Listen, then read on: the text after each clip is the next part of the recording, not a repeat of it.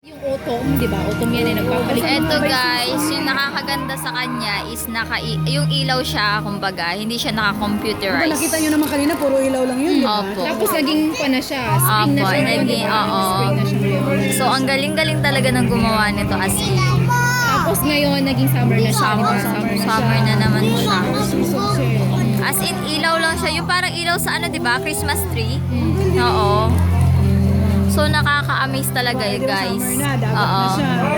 So, kung gusto niyo pumunta ng Japan, okay, dito kayo sa Nagoya. Saan nga ito ba natin?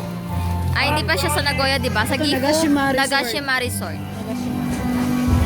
So many people. Pero mas marami tao bukas kasi start na ng golden week. Oo.